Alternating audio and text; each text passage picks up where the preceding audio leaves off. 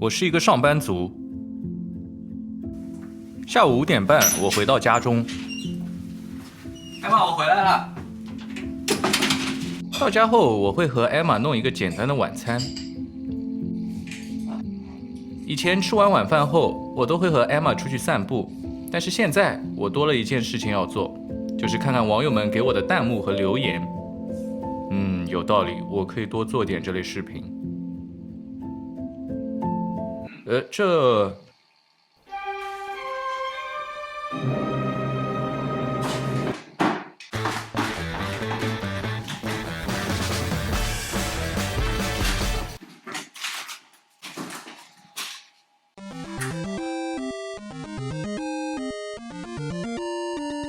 Hello， 大家好，我是小天，欢迎回到我的频道。过去的2020年，我相信很多朋友的健身计划一定或多或少的都受到了影响。喜欢健身的朋友因为疫情没法去健身房了，而喜欢长跑等室外锻炼的朋友也可能因为封城或者是自己出于安全考虑而放弃了外出的计划。因此居家锻炼也成为了一个非常热门的话题。而任天堂也正是吃了这一大波福利，他们的健身环大冒险应时的推出了，一度脱销，甚至加价好几百块钱都买不到。我也是在它推出1年多之后才非常幸运的以原价购得。而另外许多大厂也没有放弃这个机会。前不久，苹果也是推出了它自己的健身应用 Apple Fitness Plus。今天我就为大家亲身体验一番，从大家比较关心的效果、性价比、易用性以及自身的一些特点这4个方面来做分析，看看到底哪一款才是适合上班族使用的居家锻炼利器。想使用健身环大冒险，你需要的是一台 Switch，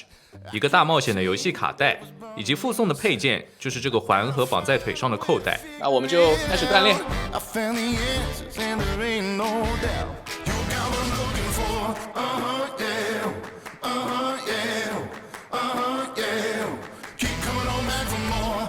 OK， 那我现在已经使用完健身环大冒险了，然后就讲一下效果吧。它软件内部显示的是我的平均心跳是122次每分钟。然后为了验证它的检测是否真实，所以我也在锻炼的时候特地带上了 Apple Watch。Apple Watch 的结果是心跳123次每分钟。然后软件显示我消耗的能量是57.37千卡，转换成千焦的话是大约240千焦。Apple Watch 显示的我的能量消耗是268千焦。所以说，尽管软件没有一个佩戴式的设备来监测我的身体状况，但是它的显示结果还是比较准确，和 Apple Watch 比较接近。在易用性方面，每次你在使用健身环大冒险之前，你都需要把它的手柄从 Switch 上拆下来，然后分别装到那个健身环和大腿的扣带里面，然后打开游戏进行锻炼。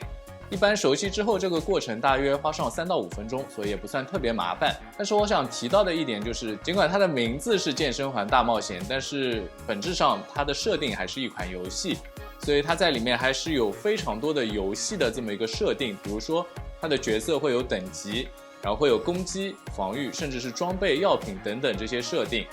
如果你平时不玩游戏，那我觉得如果你想上手这款软件，可能还需要一点点的时间。当然了，如果你有一定的游戏基础，那这些完全都是小 case， 不需要担心。接下来说说性价比。想使用健身环大冒险，那你需要一台 Switch， 售价是2099人民币。健身环大冒险软件本身还额外需要499人民币，所以总共花费是2598元。当然了，这只是一个一次性的投入，你只要购买一次就能够终身使用，这一点还是挺不错的。而且如果你平时就喜欢打打游戏，已经买了一台 Switch， 那你就只需要再买一个499元的卡带就可以了。最后讲讲健身环大冒险的一些特点。那我觉得最值得称道的就是它在里面有一个轻松模式，里面的项目就包括一些慢跑或者是身体各部位肌肉的锻炼。它最大的特点就是只需要花上2-3分钟或者4-5分钟就可以完成一个项目，这样就可以把自己的零碎时间利用起来进行锻炼。另外我想说的就是，由于它是一个体感游戏，所以在训练的过程中，如果你的动作做得不到位，或者是你偷懒停下来没有做，那游戏就会有文字提醒，并且绑在你身上的扣带和健身环也会给出一些震动反馈。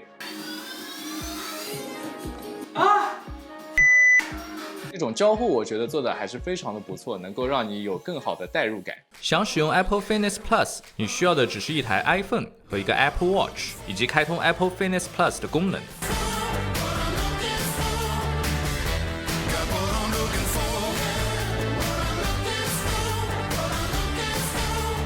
那我现在已经做完了一套 Apple Fitness Plus 的 HIIT 20分钟的训练。Apple Watch 上显示我总共耗时是20分08秒，消耗的卡路里是370千焦。在应用性方面，我觉得还是非常的便利的。你只需要带上手表，打开手机里面的健身应用，然后就选择你想练习的课程，直接就可以开始锻炼了。Apple Watch 在连接、点击课程，然后开始课程的全程都会有一个震动反馈。需要注意的是 ，Apple Fitness Plus 并不能像健身环大冒险一样投屏到电视上使用。如果你真的非常想要在大屏幕上使用，可能你就得购买一个 Apple TV。在性价比方面，如果你已经是一个 Apple Watch 的用户了，那你就可以获得免费1个月的试用。如果你是在苹果发布这款应用之后购买的 Apple Watch， 那你就可以得到3个月的应用。这里我就觉得有点不地道了，难道老用户们就不值得被珍惜吗？然后就是会员的费用。你需要每个月额外缴纳75元人民币，或者是600元1年的会员费。当然，由于现在这个应用还没有在国内正式的发布，所以这些价格都是我从澳元推算过来的。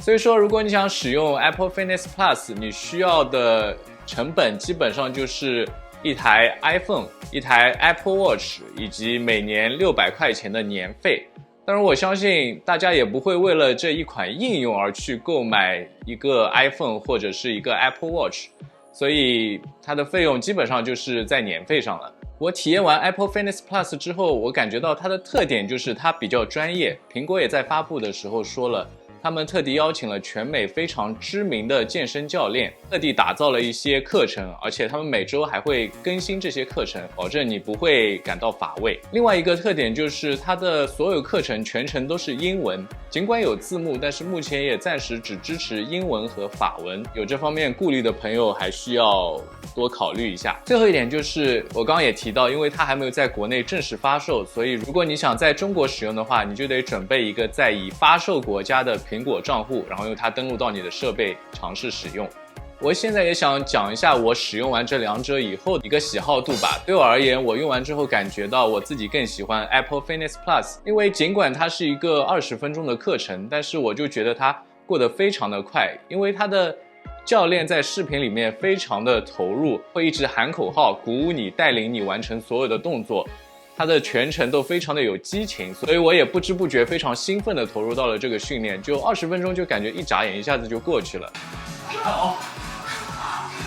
而且它在开始和结尾都有非常不错的拉伸，能够帮助你在锻炼完之后缓解你身上的一些酸痛或者一些肌肉的不适，这些都是我觉得做得非常好的地方。那最后我在这里就为大家做一个总结，无论你是选择健身环大冒险还是选择 Apple Fitness Plus， 在我的使用之后，我能感觉到这两款都有一定的锻炼效果。选择哪一款，我觉得还是取决于你手头有的是什么。如果你已经有一台 Switch 了，那你只需要再额外购买一张游戏卡带就可以进行锻炼了。同样的，如果你已经是一个 Apple Watch 用户，那你也只需要开通这个会员就可以开始锻炼了。那可能有的朋友会说，那我两款都没有，我该怎么选呢？我的观点是，健身环大冒险入门门槛比较低，无论你有没有任何的锻炼的基础，都可以使用它，而且它的画面比较卡通，又比较有趣味性，我觉得更适合那些想锻炼身体，但是对锻炼这件事情本身没有任何兴趣的人。但是缺点我觉得可能就是